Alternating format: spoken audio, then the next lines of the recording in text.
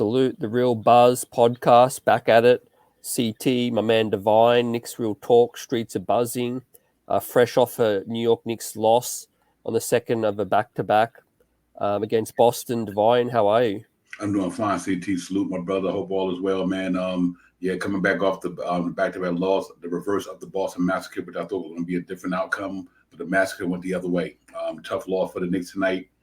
8 down, 8 players, and just didn't have the energy and the effort that we thought they would have. And Boston just gave it to us, man. And we couldn't do nothing with them tonight. Yeah, absolutely. And look, we've got to get our thoughts out there, right? There's some things we didn't like that we saw tonight. We need to talk about it. We'll start with our thoughts on the game. You know, obviously, the New York Knicks scored the lowest points total, 75 points. The offense just looked ugly at times. Credit to Boston's defense, Divine, but some things we didn't like. Julius Randle didn't back up.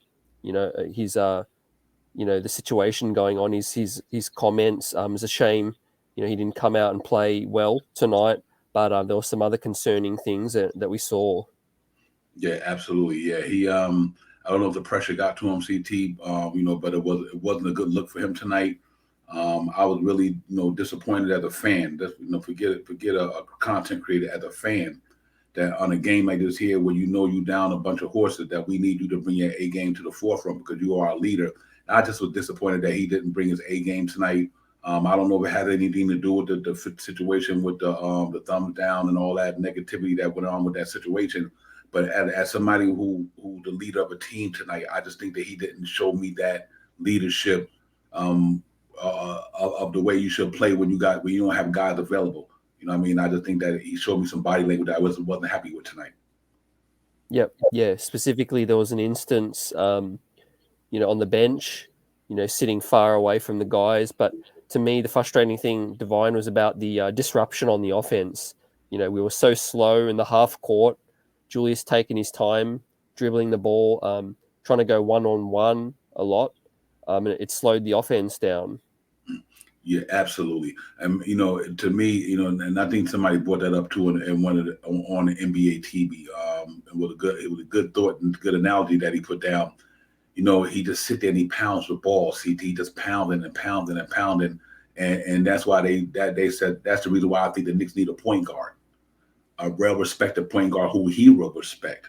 That give me the ball and you let me can dictate what's going on. Then I'll finally get to you when I have to, but it goes through me. And I just think that that's becoming a problem because I think that we get so stagnant. We get stagnant. The other guys might not feel like at that time, they might be open, but the ball is not. They know the ball is not coming to them. And I'm just disappointed that I don't want to say I'm here to beat up on Julius Randle, but for tonight, CT, I was disappointed as the leader of the team. I was really disappointed that this was a pivotal game for the New York Knicks. Pivotal game, chance to get us to 500. You down a bunch of players. So you out of all the people on that court tonight, he should have been the guy that led that team to where we need to go. Win or loss, but we shouldn't have lost by 20 or something of that nature. And I think that, I think it falls on his shoulder that the leader of the guy, man, they paid you the bag to be that guy to carry this franchise, moving forward. And I just think that he just didn't do that tonight. I was very disappointed that with that situation on the bench, you can't do that. Regardless of how frustrated you are, if your game not going right, CT, you got to get up out of that huddle, walk over there and get in that huddle with your guys and pull them together and say, we still can do this thing. And I just didn't like that. So I don't know what part of the game it was, but he definitely did it. Yep. Yeah, it's just something we've spoke about at length, his mental toughness. Is he built to play in New York, right? It's not always going to be blue skies, right? Fact. There's going to be difficult nights. There's going to be challenges, the fans. And I think we're at a crossroads at the minute, Divine. The fans after this, the noise is going to get louder. And we got nothing against Julius as a personal situation. It's the play on the court, the leadership, decision-making. 6 turnovers tonight. 6 turnovers. That hurt us a lot.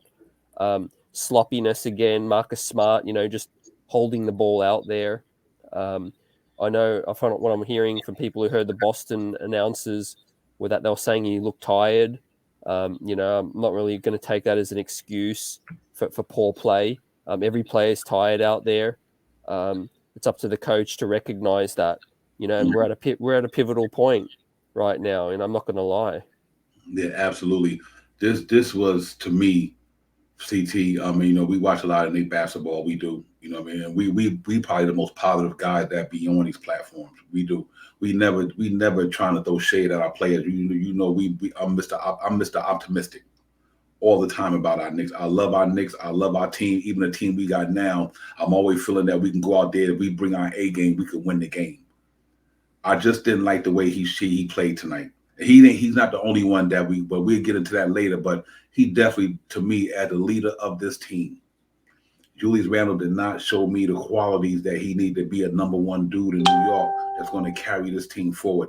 Because you can't come out on a night like tonight when we need you. It'd be different if we had Fournier here and other guys, maybe Derrick Rose and Kemba Walker, and you didn't have a good game, but we had other guys that can. But as a leader, you're supposed to have been there for us tonight. And I just think that, he left it on RJ and Emmanuel quickly in them shoulders. Burks didn't have it. So as a leader, you got to be better than that, man. And I think the situation got to him. I think that thing shook him. I think it shook him. Because now one of the most important people in your universe as a basketball player in New York is the fans. Them the guy that help you make the bread. And I think that thing might have got to him a little bit, to be honest with you. Yeah, definitely. And it's always been a history where he gets flustered during games, Divine, with fans, with refs, all of that. But it's only going to increase tenfold now. That's why I say, we're at a crossroads. His play, whether he has a good or bad game, his play style is unique, right? We all recognize he's a very unique player, Julius. He needs the ball in his hand for this team. We need a point guard in the worst way, but he doesn't have the game to be like that, to be one-on-one isolation all the time, dribbling and pounding the rock. It's just hurting this team, right? We scored 80 points in Oklahoma with the young fellas with Julius out. Tonight, obviously a much better defensive team. Robert Williams was a beast down low, blocking everything tonight. But where was the adjustments? And the 75 points was just embarrassing right now. And the fans, Julius, what he did, it just didn't endear himself into the fans, and New York City, like you said, James Dolan, the front office, you think they had a part to play in that apology? Yeah, I think so. I think they had to, how would I say, they had to calm the waters because it was starting to get all out all over the platforms, all over the place. Julius Randle said, when you hear Charles Barkley and all these guys in NBA, TNT and all that stuff throwing shade, that now what that does, it affects the brand. It affects the brand. And it could have been an honest mistake. He could have been frustrated, pressure, or he thought like, nah, yeah, but still, you got to be smarter than that. So, like that fine didn't come down to today.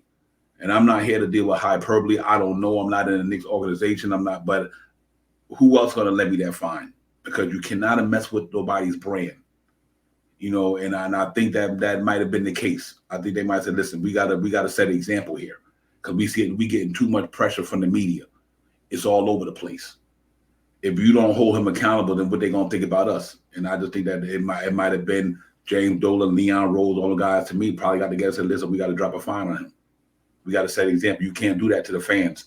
You might not like, you might disagree with somebody, CT, going at you a certain way, but you're the professional. They just fans. They're not the professional. You're the professional.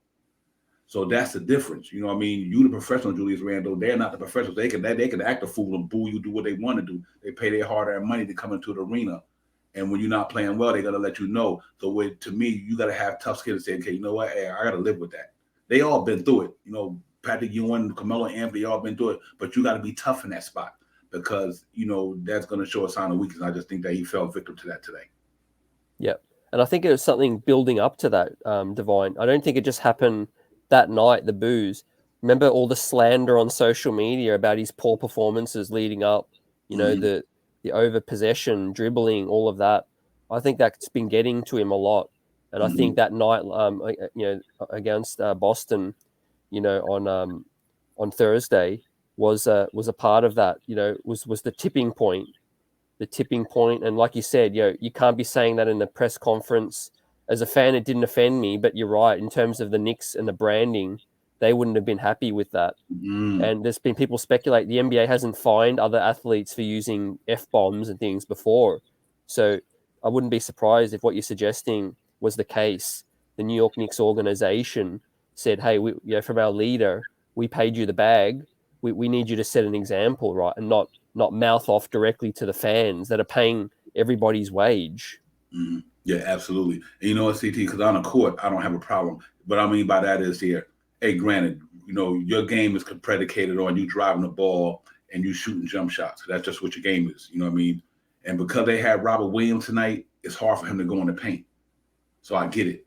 You know what I mean? But it's not about your scoring and everything. It's your body language. It was the body language. That's what's troubling to me. Not about Julius Randle, a double walking machine. Good player, good game, can do a lot of things that a lot of cats can't do. But it wasn't about his offense production tonight. It wasn't about none of that. It was about his body language. That's what disappointed me as a fan. Forget a content creator, as a fan. It disappointed me that he would just, as I seen a couple of plays where he's like, man, whatever. I didn't like that. You know what I mean? I try to stand up for Julius Randle as much as I can because he's a good player. But CT, I think when you do what you did tonight, and our heart's back on it, because I told you this maybe a while ago. Remember that time I told you he was in a press conference with his hoodie on his cell phone when the media was talking to him. Facts. You know what I mean? And you always hear me say it's about his leadership. That's the only thing I question sometimes is he mentally built to be a leader of a team in New York City, and that's pretty much where I'm at with that. Yep. And again, we're not here to beat on our own players. We're calling it like we see it. We're analyzing what we see first and foremost. That's it. And I saw a great point on Twitter, and that Julius Randle has had one winning season out of his 8 seasons in the league. So at the end of the day, he did what he did last season, but there's far more of a sample size as to terms of what he is, what his game is right now. He's not built to be a number one on a team, like we said. It's clearly frustrating him, the play, the maybe some of the coaching, even maybe some of the play calling, because he does disrupt some of the plays. It seems like a lack of trust in teammates is there as well. And of course, like we say, this is going to be something that bears watching, Divine, because the pressure is just going to continue to mount. Right? If the New York Knicks lose the next one or two, this Julius basically brought this on himself, on this organization. Now there's going to be scrutiny from the New York Post. The newspapers are going to continue to run with this storyline, and when you don't back it up on the court, there's going to be potentially trouble. Mm-hmm. Yeah, and I'm hoping he can correct this thing. I'm hoping it all go away.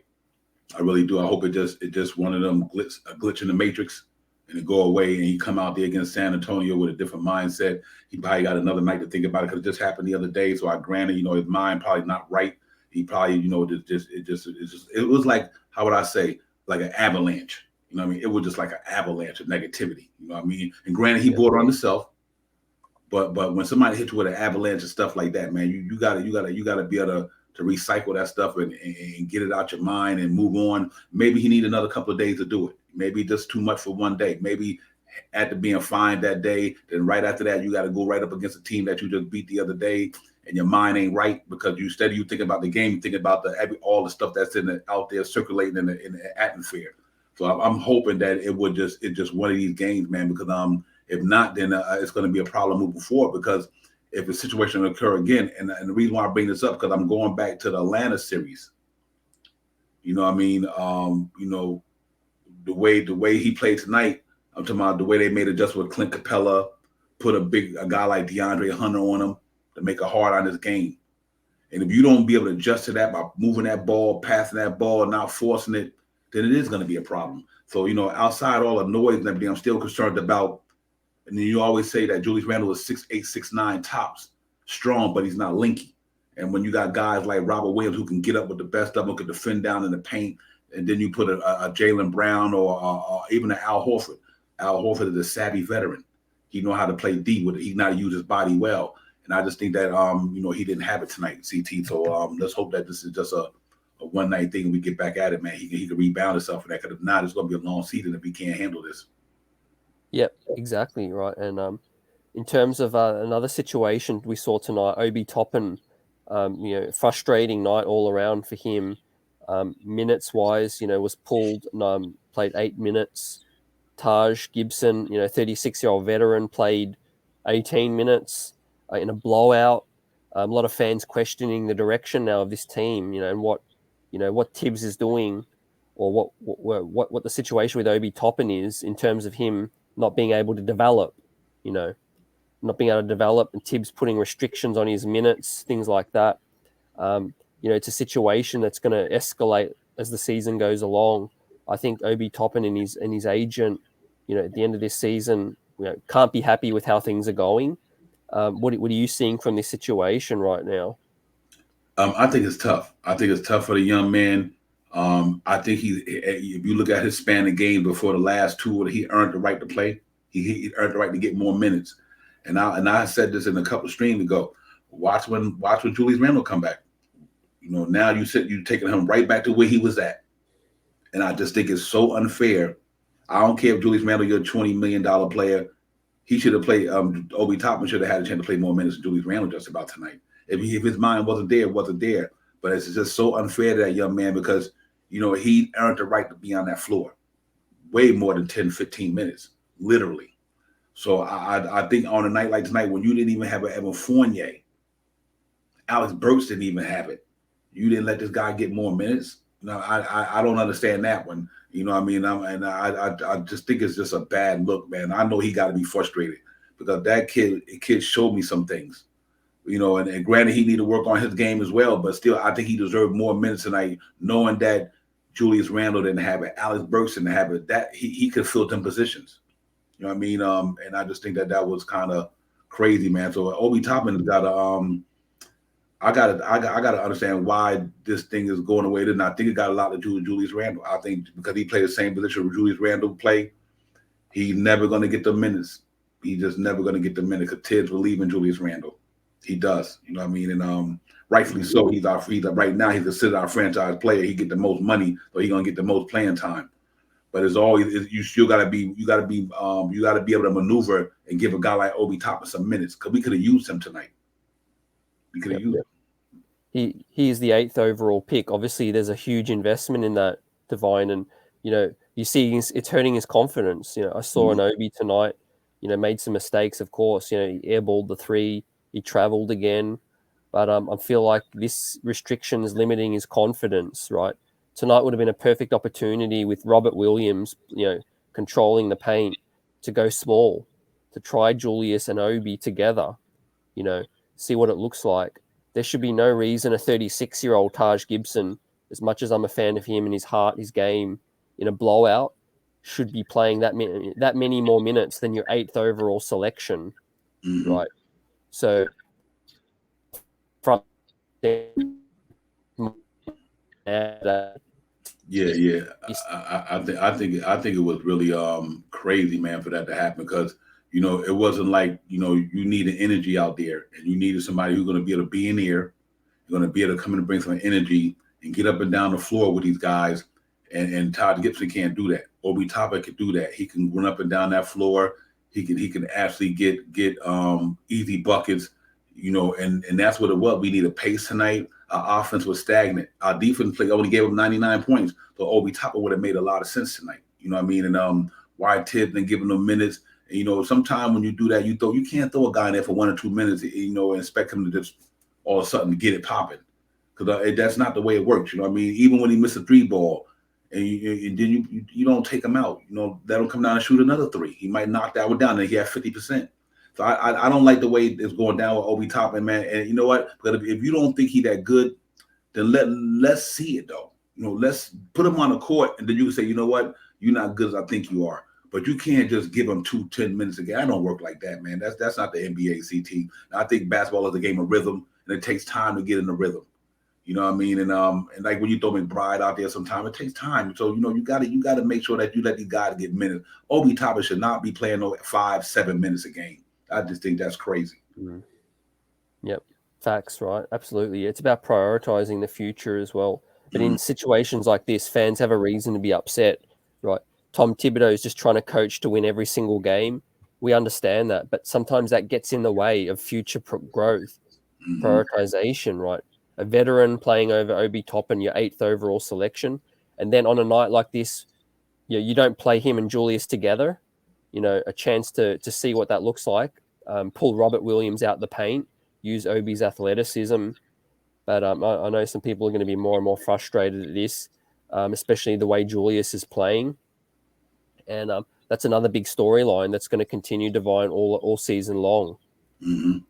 Yeah, absolutely. Here's another thing that disappoints CT. When the Knicks was down a certain amount of points, you could have snatched Mitchell Robinson out there and put him in and put Obi and Randall in there. If that was the case, and just let Todd sit on the bench. Say, you know what, Todd, we say you for the Spurs game. You think he could have put Obi Toppin in there and let him got some minutes at the 4 and move Julius to the 5. And here's the thing that would have worked out, like y'all said, Julius Randle could have pulled my man Robert Williams out of there. You know what I mean? So it's a lot of, normally I don't harp on a lot of stuff Tibbs do, but I know you're down a certain amount of men, but you still got to be more creative with that. But the Obi Toppin situation is got to get resolved one way or the other, because if you don't feel like he's going to be part of the team, and Tibbs, you don't think he's the dude for you, trade him. You know what I mean? Yep. It's not fair to him just to let him sit there like that. If you don't think Obi Toppin is your type of player, you go to Leon Rose, you go to Scott Perry and say, listen, I know this guy's here, but I can't do nothing with him. He's not the type of player I need. So you got to at least give the front office that indication that you don't want him to be here, and maybe you can trade him and help me get somebody else from another position. But if other than that, if you're not going to do that, then it's not fair to Obi Toppin, because I think Obi Toppin can be a good role 6. He could be a serviceable player in our team for years to come. And he would get better with his jump shot. That's anybody coming to the league. It's his second year. He only been in the league a year and a half. Ain't like he's been here 4 or 5 years, you know what I mean? So CT, he just been here a year and a half. And these days and times with the COVID and everything, it's difficult on a lot of these young players, man. The other day, Cam Reddish went 0 for something, didn't get no point. But you know what? That don't mean he won't bounce back the next game and drop 30. But I think they got to do something with Obi Toppin, man, because I just think they might do him like, I don't want them to do him like Kevin Knox. Yeah. That, I don't want him to be a Kevin Knox. I really don't. I think that would be a detriment to this team's ability to develop players. If you let him do what you did to Kevin Knox. Yeah, because you can see it, right? They're hurting him. They're hurting his confidence, his growth. He's regressing. He's regressing. The shorter and shorter the leash. You got to allow some players to make some mistakes, right? We were getting washed tonight. Let him play freely with no mistakes. But yeah, we're looking ahead. We're looking ahead. Divine. Disappointing. We didn't get both Boston games. We play back home now. San Antonio and Dallas. 2 iffy games. I'm not going to lie. The trade deadline's approaching. We see some rumors. Ian Begley does say that the New York Knicks will, be open to listening to trade offers for Mitchell Robinson. So this is going to be a pivotal stretch, Divine, with the trade deadline coming up. The next week or so is critical. Yeah, absolutely. And you know what? And that could be. I'm gonna tell you, CT was crazy about that. Now these players their mental start getting messed with now. Am I gonna be here? Am I gonna have to move out and move to another state? Am I gonna have to do this? So now you're gonna see what these players are made of, and that's the reason why you get paid big bucks, because you got to have a mental toughness. Because it's a business, and it's a business. And one day you're here, the next day you're gone. You don't have no control over that because you work for somebody. You know what I mean? And I guess it's a right to work league. You know what I mean? If your owner say he want to move you, they can do that, and there's nothing you can do about it. You know what I mean? So I think the next couple of games are gonna be important, but I do think, regardless of what go down, I think they're gonna make a move. They gotta do something here. You know what I mean? If in the next couple of games, if we don't get to 500 or better, then that telling me that maybe they don't think it's going to be that type of team that's going to get us far. Then you restructure this thing. You say, okay, you know what? Let me move some contracts so I can retool this thing going into next year. And you got the infrastructure to do it. And I just think that a lot of these players got to start realizing, man, you come here to play every night. Forget what's going on the outside. And that's what disappointed me about Julius Randle tonight real quick. You let the outside affect what you did on the court. Once you step between the line, you don't let that affect you. You just go and play what's on in front of you. And I think that's the thing we're gonna have to look at with Julius Randle and the whole team. Like Mitchell Robinson didn't play good tonight. He had 11 points, but he didn't play well tonight. His energy don't look like that. And I'm a biggest Mitchell Robinson fan, you know. What I mean? His energy didn't look good tonight.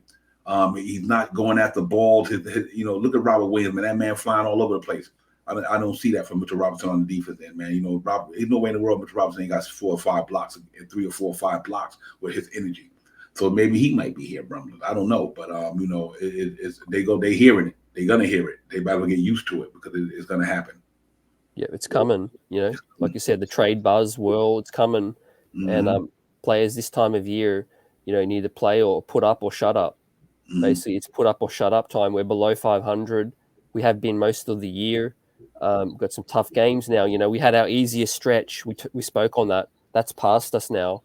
Now we got the Dallases, San Antonios, Atlanta's coming up, Miami soon. It's about to get a whole nother level right now, and this team's going to be tested mentally, Divine, and the front office too. And I think they're gonna be having some serious conversations right now as to, like you said, the structure of this team moving forward, the future. And I think we will see some movement soon. I agree with you. Kevin Knox can't even get on the court. He's not even playing. It's crazy. Deuce McBride went from totally out of the rotation now, even with Kemba Walker and Derrick Rose out. I mean, there's definitely some questions that need to be asked right now. Yeah, absolutely. It was crazy to me is this is here as well, CT. If coming to the trading deadline, let's say if the Knicks flame out, we got a real problem on our hand. Because you know why? Only person gonna want to come here is for the money. They're not gonna come here because they think we're a winning team. They're gonna come here because the Knicks are willing to give them money. Mm-hmm. And then we don't want to be in that situation. We want players to come here because they think this team is capable of going somewhere. That's the most frustrating thing about this whole thing. If this thing flame out, heads got to roll because it's like this here. You don't want people to think that was fool's gold last year. And we was right about the same record that we was last year, this year. You know what I mean? But now, I don't want to say it's because of this game, but I'm just looking at what's around it. You got Julius Randle and a bunch of young guys. Counting the other savvy veterans like Todd Gibson and them guys, but still, Julius Randle the leader of the team. But look at the guy that's around him. Can he lead a bunch of young men? So it's going to be tough. We need another A1 dude here. We just do. He's not going to be able to do this from that standpoint by himself because his body language doesn't tell me that he's the one that's going to carry this franchise.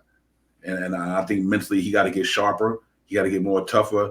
And he got to play more wiser, you know what I mean? And to them, but I do think that they're going to have to do something. Because, again, we missed Fournier tonight. And this is not even about tonight for me, not only about tonight. Part of it is, but this is just kind of a reoccurring thing. We done talked about this thing before. And I just don't think about you got a 3rd-year player, a 2.5-year player like R.J. Barrett. Then you got, you don't have Kemba Walker. You don't have Fournier. Derrick Rose is out. And everybody in COVID. I don't want to make no excuses for the team, but I think now a game like tonight to me is like Julius Randle, where you at? You know what I mean? Or Alex Burks, where you at?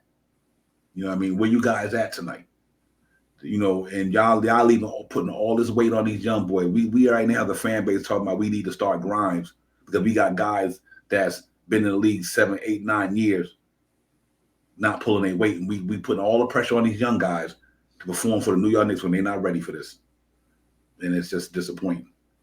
Yeah, and you mentioned, prospective free agents looking at us in this situation. How do you think they're reacting when they're seeing all this national news? The lead star thumbs downing, players, fans booing, all of that. Do you think that's going to make this situation more attractive for people who want to come here? We've been out of the dysfunction thing for a little while now. It's starting to creep back in. So that's why I said this situation. The leaders of the organization need to get on top of this. Tom Thibodeau, Leon Rose. I'm hoping, like what you suggested, that fine just came down from the organization to say, hey, we can't have this no more. Just buckle up, get on the court and play. We're giving you this kind of money. Julius Randle, one thing I got to say is, he lets adversity affect him. The body language, sitting on the bench, pouting, press conferences. Even when he's doing national media and podcasts, I see him I see a very, very relaxed dude, and I'm not sure if that's the dude, we need here. Yeah, yeah, he's in a tough spot. Like I said, it's nothing wrong. Not only that, it's nothing wrong with admitting that this is just not the place for you. I think he embracing it. Just because you embrace it don't mean it's for you. You know what I mean? I mean, you got a guy like Julius Randle. You look at the place that he's been. He coming from Dallas, went out to L.A. Then he went to New Orleans. You know what I mean? That's not New York City. But he came here. He embracing it. He trying to make it happen. But I don't think that he can carry these dudes, man. I just don't think he doing. Here's another thing that's interesting about the front office. If they got to realize with the Kemba Walker situation, that was tabloid clickbait. Benching Kemba Walker, you know what I mean? That was that. Now you created another hysteria. Now the Julius Randle thing is a hysteria. Now you don't want the two players in this season that caused tabloid controversy. You know what I mean? And we have to look at that from upper management, like, okay, y'all allowed him to bench Kemba Walker, okay, right or wrong, whatever, but it caused a stare up in the national media. Now Julius Randle, a month later, caused a stare up in the national media. I don't think that's what we don't need that. You know what I mean? And I think they started looking at that stuff like, oh, wow, man. We was like, we not the laugh out loud Knicks no more. We all been saying that. In the last month or two, we done had a point guard got took out of rotation and now we got a star. Now Julius Randle's almost what what we would call a disgruntled star. In a sense, just for at least this week anyway. You don't want the disgruntle and the dysfunction to start rolling into the team because it might affect everybody. And I'm hoping this is just a runoff, man. I'm hoping it's just a 1-2 game thing and it gets back to normal. But if it don't, they're going to have to make a move because I don't think this can go. And you hear about this here. Think about it. You hear about this more than you hear about Ben Simmons. Yeah, that's crazy right now. And Kyrie played a game. No, I haven't even heard much about that too much. Mm-hmm. And like you said, either way, a move has to be made. I feel if we're going to correct this and Julius stays and continues on this journey in New York, we know he's not the number one guy. Otherwise, he's just going to continue to get frustrated. Losing's going to happen, all of that. We need to get ourselves a veteran point guard or a bona fide number one, number two option, right? While RJ Barrett and the like can continue to grow and learn in this environment. Because Julius Randle is not the best player in the locker room to learn from. Other players are going to develop bad habits. And look at that, he breaks plays. He likes to take the ball from them, go 1v1 a lot, which is all fine. At the end of the day, he's the best player on the court trying to help us win. But at the end of the day, we need to make some moves regardless if he stays or he goes. Mm-hmm. Yes, absolutely. Yeah, because the Knicks didn't lose the game tonight only because of Julius Randle. You know what I mean? But, I just didn't like the way it went down tonight. I just thought it was really disappointing that he didn't come out there and go with gut energy. I mean, go hard. He could have been frustrated because, you know what? His shot not falling and Robert Williams was down there and it was hard to get shots in the inside. So when you're relying on your shot, it wasn't falling, but it wasn't about the points. I'm just talking about for him, he might have been frustrated. But then you know what? You could have did like Jaylen Brown. You could have had 10 assists. Could have had 12 assists. You know what I mean? Amanda quickly had a popping tonight. You know what I mean? So I think overall it wasn't only Julius Randle tonight. A lot of them guys let us down tonight. You know what I mean? It really did. You know what I mean? But as the leader, you got to set that example. And I just think that going forward, Julius Randle just got to say, listen, man, I got to block out this noise and be more cognizant of who I am as a superstar. He got to realize that he got a target on his back now. See, last year and the year before, you didn't have a target on your back because now you got that money. You got a target on your back. So you got to be conscious of that. You got to be conscious of that. Now any little thing I'm going to scrutinize for it. I don't care what it is. And he got to be smarter than that and be wise enough mentally to know that I can't put myself in a situation like that because this is New York City. And the minute I do something that's not right, I'm going to hear about it. Then you got to worry about your kids. You got to worry about your family. blah blah blah. You know what I mean? And then you might have some old knucklehead person who want to put family in the picture. You know, all that crazy stuff. But he just got to be cognizant of that, man. Just go play your game. Concentrate on basketball. Don't worry about all the other stuff, and everything else will take care of itself. But I agree with you 100%, CT. They're going to have to do something because he's not going to be able to carry us that far. He's not by himself. He won't be able to do it. Yeah, and I'm looking to management. You know, whenever there's a crisis or systems aren't working, structures not working, who is it on? It's on the leaders of that business, right? Yes. The leaders of that ship, the captain of the ship, Leon Rose, Worldwide West, Tom Thibodeau need to help out in this situation and rectify the chaos. They can only so but affect the play on the court. They can move some pieces in and out, but they need to continue to create stability, right? What was the best thing we had last season? Stability, right? We looked like we were headed in the right direction. I think fans, media, and they look at the New York Knicks now. Can they hand on their heart say we're headed in the right direction? I think we're idle. We're not really moving in any kind of direction right now. Yeah, that needs to change. Yeah, absolutely. We stuck in neutral. It seems like we just in neutral. And like I said, a loss. No, it wasn't about the loss tonight. I'm not even harping on the loss tonight. I'm harping on the way we lost. Wins and losses is part of the NBA. Some nights you're going to win, some nights you're going to lose. It's not really about the loss tonight. It's about the way we lost. And the things that I've seen that out there that did not bode well for me. You know what I mean? It didn't. You know what I mean? I'm like, so if you got young guys like Quickly and RJ and all the guys, they're young, man. You know what I mean? So, we down a bunch of our veterans, like Derrick Rose is a big reason why we not winning games the way we can be. Kemba Walker, you might, despite what he might do on the defense end, but he's another reason why we not winning games. We don't have guys who can put the ball in the hole tonight. But but still, you gotta go out there and play with maximum effort. You gotta believe in your teammates. You know what I mean, and believe in what we're doing out there, and come together as a fraternity, man, as a brotherhood, and scrap and fight and all that, and don't put the pressure on these guys. But like I said, Artie was 7 for 20, 21. But what can he do? You know what I mean? Nobody else wasn't getting it popping. Him and Quickly were the only ones getting it popping. So now you put Randall put a lot of pressure on RJ tonight, because he wasn't in this game. So now that you put pressure on everybody else because you wasn't doing what you're supposed to do, and that's what made it so difficult tonight and so disappointing, is that and you just our leader, man. Just be a leader. Don't worry about all the nonsense. Just go out there and play basketball and do what you do. Double, man. Put the ball in the hole. Get your 5 or 6 assists. But you got to show the leadership. And I've been talking about that the whole year. It's not about this game. Randall could bring it with the best of them, but mentally he got to stay in the game. You got to stay in the game, CT, because this thing is going to get out of hand if he don't come to the forefront as a leader. And maybe we're having Fournier gone tonight made a big difference on the offense, and it really could, and that's why we say he might need another guy to help him get there. And that was a prime example about, because you think about if my man didn't have that game the night before. Let's say Fournier didn't drop that game last night, we might walk out of MG with an L. Yep.